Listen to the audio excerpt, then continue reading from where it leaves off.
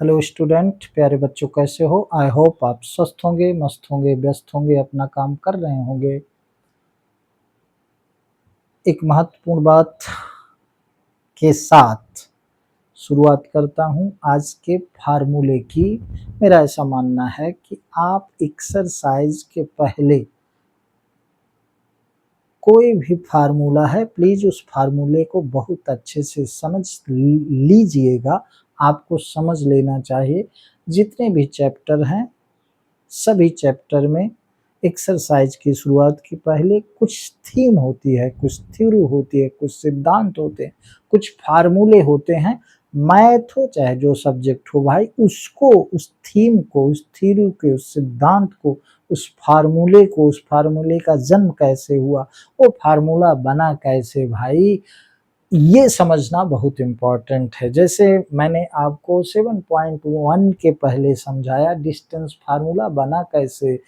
यानी पी और क्यू दो पॉइंट हैं, उनके कोऑर्डिनेट दिए हैं, तो P Q distance formula, P Q का डिस्टेंस फाइंड करने का formula under root x2 minus x1 का whole square plus y2 minus y1 का होल स्क्वायर। इसको रटे भर नहीं, इसकी फीलिंग आपको आनी चाहिए। इसलिए 7.2 में जाने के पहले, चूंकि सेक्शन फार्मूला है, उसको पहले आप समझे प्लीज। यहाँ मैंने चित्र पहले बना लिया, क्योंकि फिर पढ़ाते समय, समझाते समय चित्र बनाए थोड़ा सा समय व्यर्थ जाता है। सेक्शन माने भाग होता है, सेक्शन ए, सेक्शन बी, ठीक है। इस एक्सरसाइज में हम जाएंगे कि अगर कोई ए बी पॉइंट है, ये ए बी कोई पॉइंट है और इसको कोई पी पॉइंट दो सेक्शन में डिवाइड कर रही, A P B P, P A P B, ठीक है। ए बी एक लाइन सेगमेंट है, पी पॉइंट इसको दो सेक्शन में डिवाइड कर रही, ए पी और बी पी में। अगर ये P पॉइंट इसको M1 और M2 रेशियो पर डिवाइड कर रही है, तब फिर इस P पॉइंट का जो कोऑर्डिनेट XY हम माने, ये XY कोऑर्डिनेट हम फाइंड कैसे करें। अगर मान लें कि इसका कोऑर्डिनेट X1 और Y1 है, इसका कोऑर्डिनेट X2 और Y2 है, तब P पॉइंट का कोऑर्डिनेट एक्स वाई हम कैसे फाइंड करें। ये पूरा चित्र इसी से रिलेटेड है। देखिएगा, ए से बी तक ये ए बी एक लाइन सेगमेंट हमने लिया। ए बी क्या है? ए बी एक लाइन सेगमेंट है, जैसा बाहर मैंने समझाया। ए का कोऑर्डिनेट x1/1 है, बी का कोऑर्डिनेट x2/2 है, P पॉइंट का कोऑर्डिनेट XY है, और ये P पॉइंट इस लाइन सेगमेंट AB को टू सेक्शन AP और PB में डिवाइड करता है। कौन पॉइंट? ये P पॉइंट, ये P पॉइंट। और किस रेशियो में डिवाइड करा है? तो हमने मान लिया कि M1 और M2 रेशियो में डिवाइड किया, ठीक है। तब अब ये XY कोऑर्डिनेट फाइंड करने का जो फार्मूला है, उसी को हम सेक्शन, किसी लाइन सेगमेंट को कोई पॉइंट टू सेक्शन में डिवाइड करती है, उसी पॉइंट का कोऑर्डिनेट फाइंड करने का फार्मूला बना सेक्शन फार्मूला। क्योंकि ये P A B line segment को टू सेक्शन में डिवाइड कर रहे हैं, ठीक है। और किस रेशियो में डिवाइड करी है ये भी दिया है, बट उसका कोऑर्डिनेट नहीं दिया है, तो उसका कोऑर्डिनेट फाइंड करने का ये फार्मूला बना सेक्शन फार्मूला। आइए समझते हैं, ठीक है। तो चलो भाई, अब हमने क्या किया, ए आर पी एस और बी टी एक्स एक्सिस पर परपेंडिकुलर डाल लिया। ये सब परपेंडिकुलर है, समझिएगा, ठीक है। ए पॉइंट से ए आर, बी पॉइंट से बी एस, और पी पॉइंट से पी एस, और बी पॉइंट से हमने बी टी परपेंडिकुलर खींच लिया, ठीक है। और फिर एक्स एक्सिस, ये ओ एक्स एक्स एक्सिस है, ये वाई एक्सिस है, एक्स एक्सिस के पैरेलल हमने ए क्यू और बी सी खींच लिया, ठीक है। अब आप समझ गए ये परपेंडिकुलर है तो मतलब ए आर पी एस और सी टी बी टी ये पैरेलल है, ठीक है। तो अगर ये पैरेलल है तो ए क्यू पी एस ये भी परपेंडिकुलर है, ये भी पैरेलल है, तब ये एंगल निश्चित रूप से इस एंगल के बराबर होगा। क्यों होगा भाई? पैरेलल लाइन को जब एक ट्रांसवर्सन लाइन इंटरसेक्ट करती है, टू ट्रांसवर्सन लाइन इंटरसेक्ट करती है, तो कोरेस्पॉन्डिंग एंगल इक्वल होते हैं। चाहे आप ऐसा समझ लें, चाहे ऐसे समझ लें कि ये ए क्यू डिस्टेंस है, इसके पैरेलल भी है और ए से क्यू तक का डिस्टेंस भी है, तो डिस्टेंस परपेंडिकुलर होता है, चाहे से आप समझ लें, ठीक है। अब दूसरा, ये परपेंडिकुलर है तो पैरेलल है, तो ये एंगल और ये एंगल भी इक्वल होगा। ये क्या कहे जाएंगे? Corresponding angle. Two parallel line को एक ट्रांसवर्सन लाइन इंटरसेक्ट करे तो ये एंगल कोरोस्पोंडिंग एंगल कहलाते हैं। अगर इसको आगे बढ़ाया जाए तो ये ट्रांसवर्सल है ए बी, तो ये कोरोस्पोंडिंग एंगल होंगे, तो ये एंगल भी इक्वल होंगे, ठीक है। तो मेरे भाई अब हम इन ट्रायंगल ए पी क्यू, पहले वहां चलते हैं। In triangle A P Q and triangle B P C since angle PAQ is equal to angle BPC ये क्या है? कोरेस्पोंडिंग एंगल है, ठीक है। And angle PQA is equal to angle, क्या कहेंगे इसको? एंगल BCP, ठीक। तो ये परपेंडिकुलर है, हम कह सकते हैं ना, 90 डिग्री ईच कह सकते हैं, 90 डिग्री ईच कह सकते हैं, तो ये भी इक्वल है। So by a criterion of similarity triangle APQ similar triangle BPC, ठीक है। ये सिमिलर हो गए। PAC APQ कहें चाहे PAQ कहें, ठीक है। APQ PAQ, चूंकि इसको BPC कहे हैं तो इसको APQ चाहे चूंकि इसको BPC कहे हैं तो इसको PAQ कह लें, ठीक है। क्या कह लें? PAQ कह लें, ज्यादा सेटेबल है। PAQ, इसमें आप कंफ्यूज नहीं होइएगा, ठीक है। PAQ, ठीक है। तो ट्रायंगल PAQ सिमिलर BPC हो गए। क्यों हो गए? इस ट्रायंगल का ये एंगल इस ट्रायंगल के इस एंगल के इक्वल है, इस ट्रायंगल का ये 90 डिग्री, इस ट्रायंगल का ये 90 डिग्री, इसलिए ये सिमिलर हो गए। So we know that similar triangle corresponding side are in the same ratio, ये हम पढ़ चुके हैं। तो हम लिख सकते हैं क्या? PA अपॉन BP लिख सकते हैं ना।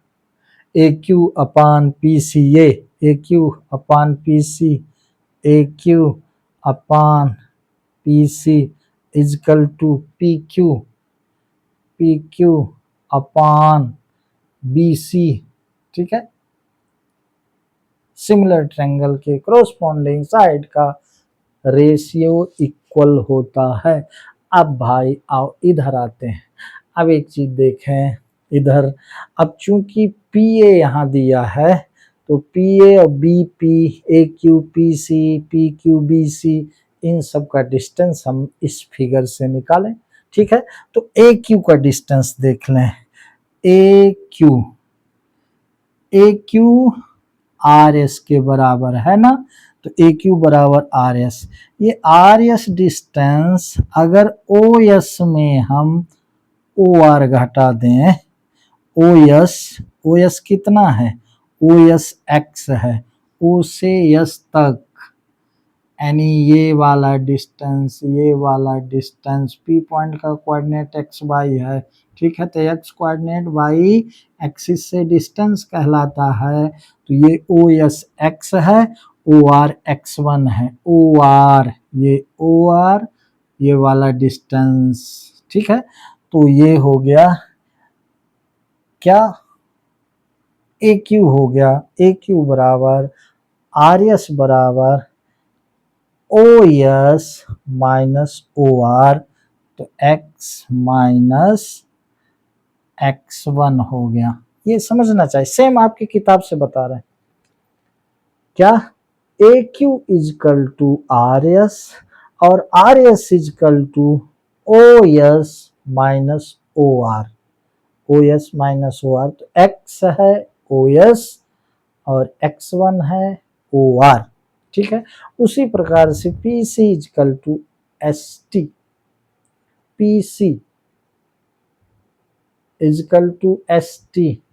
अब एस टी अगर हम ओ टी में ओ एस घटा दें, ये ओ से टी तक कितना है, एक्स टू है, ये पूरा एक्स टू। अगर हम ओ टी में ओ एस घटा दें तो ओ टी क्या है मेरे भाई, ओ टी है एक्स टू। ओ टी में ओ एस घटा दें, ओ एस कितना है मेरे भाई, एक्स, तो एक्स टू माइनस एक्स हो गया। उसी प्रकार से पी क्यू, अब देखिए पी क्यू इजकल टू क्या, P Q is equal to, P Q को देखें, पी क्यू इजकल टू, अगर हम पी एस में क्यू एस घटा दें। ठीक है, अब चलिए P Q is equal to P S minus Q S, P S minus Q S is equal to, Q S किसके बराबर है, ए आर के बराबर है, क्यू एस ए आर के बराबर है। तो P S is equal to Q S A R के बराबर है, इजकल टू पी एस क्या है भाई, पी एस है वाई, पी का ये एक्स एक्सिस से पी एस डिस्टेंस है, तो पी का कोऑर्डिनेट ये वाई है, एक्स एक्सिस से किसी पॉइंट का डिस्टेंस वाई कोऑर्डिनेट कहलाता है। तो ये हो गया वाई माइनस क्या भाई, P S minus Q S A R के बराबर है और ए आर है वाई वन, तो यहाँ हो गया वाई वन। ये आप चित्र देखेंगे तो समझ में आएगा। ठीक है, तो क्या हो गया पी क्यू, अब B C, B C is equal to B T minus C T, B T minus C T. अच्छा, B T minus C T किसके बराबर है, पी एस के बराबर है भाई, पी एस के बराबर है। तो बी टी क्या है, बी टी है वाई टू, बी पॉइंट का वाई कोऑर्डिनेट वाई टू है, तो वाई कोऑर्डिनेट एक्स एक्सिस से डिस्टेंस कहलाता है। तो वाई टू माइनस यानी B T minus C T, C T is equal to P S कितना है, वाई है, तो यहाँ आ गया वाई। ठीक है, और ए पी इजकल टू आप जानते हैं, ए पी इजकल टू कहें, P is equal to M one है, और पी बी या कि B P is equal to M2 है। देख लें, अब हम सीधा इसी में रखेंगे क्या, PA। देख लो भाई, PA कहो चाहे AP कहो, तो PA AP कितना है, M1 अपान BP है M2 इजकल टू AQ कितना है भाई, X माइनस X1, और PC कितना है भाई, X2 माइनस X। इसी तरह से PQ कितना है भाई, तो PQ है Y माइनस Y1 अपान BC कितना है भाई, Y2 माइनस Y। तो एक बार M1 M2 को इससे कंपेयर करें, एक बार M1 M2 से इससे कंपेयर करें, देखें क्या होता है। ठीक है, तो M1 upon M2 is equal to X minus X1 upon X2 minus X, cross multiply करें तो M1 X2 minus M1 X is equal to M2 X minus M2 X1। ठीक है, M1 का इन दोनों में मल्टीप्लाई, M2 का इन दोनों में मल्टीप्लाई, क्रॉस मल्टीप्लाई हम कर रहे हैं। ठीक है, क्रॉस मल्टीप्लाई किया मैंने। अब मेरे भाई इसको मेरे से मिटाने का मन नहीं करता है, प्लीज़ वीडियो रोक के आप लिखिएगा, हमको मजबूरी है कि हम उधर आपको समझाएंगे। ठीक है, मैं इसको समझा देता हूँ, फिर देखता हूँ आगे कितना जगह बचती। अब देखो M1 X2 M1 X M2 X, ठीक, ये M1 X है, ये M2 X है। तो अब अगर हम ट्रांसपोज करें x वाले टर्म को, ये x का टर्म है, ये x का टर्म है, इसको उधर कर दें तो ये पॉजिटिव होगा, इसको इधर आने दें, ध्यान दीजिएगा M1 X2 ये माइनस है, इधर आ गया तो plus M2 X1 is equal to M2 X, ये उधर गया तो प्लस M1 X हो गया मेरे भाई। ठीक, क्या हो गया, M1 X हो गया। इसको ध्यान से देख लें, M1 X2 plus M2 X1 is equal to M2 X plus M1 X, इन दोनों से X हम कॉमन लें, दोनों से X कॉमन ले रहे हैं तो M1 X2 plus M2 X1, नहीं मजा आ रहा, स्थान कम है, मैं उसको मिटा रहा हूँ, प्लीज वीडियो रोककर आप इसको लिख लीजिएगा, ये इंपॉर्टेंट है। ठीक है, इसको मैं मिटा रहा, अब आएगा मजा।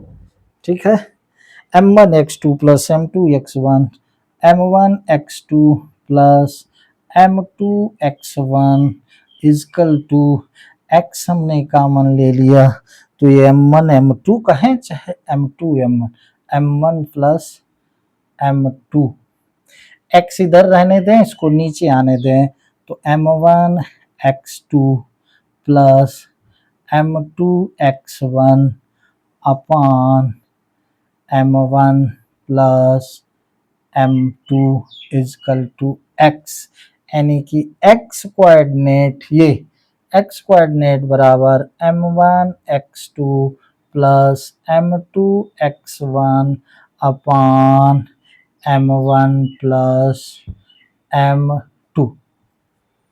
सिमिलरली सेम अगर हम इसको इससे कंपेयर करेंगे तो y इजकल टू आ जाएगा क्या, अगर हम कंपेयर करेंगे, चाहे तो कंपेयर करके देख लें। नाउ ये x आ गया, x आपका आ गया है ना, उस पॉइंट का जो 2 सेक्शन में डिवाइड करती है किसी लाइन सेगमेंट को, उसका x कोऑर्डिनेट का फार्मूला आ गया। नाउ क्या m1 upon m2 is equal to ये m1 upon m2 is equal to y minus y1 upon y2 minus y। Cross multiply करेंगे भाई तो m1 y2 minus m1 y is equal to m2 y minus m2 y1। वही प्रक्रिया करने पर इसको जाने दें उधर, इसको आने दें उधर, इधर transpose m1 y2 plus m2 y1 is equal to m2 y plus m2 y। ये उधर चला गया, ये इधर चला है, इधर उधर से मतलब ट्रांसपोज हो गया, साइन चेंज हो गया। तो क्या हुआ मेरे भाई, इसमें y कॉमन ले लें तो m1 y2 plus m2 y1 is equal to y common लिए तो m1 प्लस m2। अब ये m1 m2 नीचे चला जाएगा तो y इजकल टू आपको मिल गया m1 y2 plus m2 y1 plus m2 y1 अपान m1 प्लस m2। ये हो गया y कोऑर्डिनेट, सॉरी ये पूरी लाइन यहाँ से होनी चाहिए, यहाँ से ये सेक्शन फार्मूला। अगर किसी लाइन सेगमेंट को एक पॉइंट 2 सेक्शन में डिवाइड कर रहा है तो उस पॉइंट का कोऑर्डिनेट एक्स वाई की वैल्यू ये होगी। अगर रेशियो दिया गया है 2 पॉइंट का कोऑर्डिनेट दिया गया है तब हम उस सेक्शन पॉइंट का कोऑर्डिनेट इस फार्मूले से फाइंड कर सकते हैं, इसीलिए इसको कहा गया सेक्शन फार्मूला, राइट। अब ध्यान से देख लीजिएगा, इसको प्लीज कोशिश करिएगा। मैं मिटा के एक और इम्पॉर्टेंट चीज आपको समझाना चाहता हूँ। वो इम्पॉर्टेंट चीज है, अगर किसी लाइन सेगमेंट को एक पॉइंट मिड पॉइंट यानी कि बीच से डिवाइड कर, अगर किसी 2 पॉइंट किसी लाइन सेगमेंट का एक मिड पॉइंट हो, ये लाइन सेगमेंट है भाई, ये ए बी लाइन सेगमेंट है, ए पी मिड पॉइंट है तो 1-1 रेशियो होगा, ठीक है, 1-1 रेशियो होगा। 20 सेंटीमीटर की कोई लाइन सेगमेंट है तो वो 10-10 में डिवाइड होगी तो 10/10 1/1 1:1। तब सीधा सा इसका कोऑर्डिनेट एक्स वाई, अगर इसका x1 y1 है और इसका x2 y2 है, तब ये सीधा फार्मूला इसमें लगा मेरे भाई। तब x इजकल टू m1 1 है तो m1 x2 प्लस m2 1 है x1 upon m1 plus m2। तो ये नहीं हो गया x1 प्लस x2 अपान 2। अगर किसी लाइन सेगमेंट को कोई पॉइंट मिड बीच से डिवाइड करती है, बराबर रेशियो में डिवाइड करती है, तब उस मिड पॉइंट का कोऑर्डिनेट का formula x is equal to x1 plus x2 upon 2 और y इजकल टू भी हो जाएगा y1 प्लस y2 अपान 2। इसमें जब रखेंगे m1 m2 1 है तो 1 प्लस 1 2, 1 का मल्टीप्लाई आप समझते हो।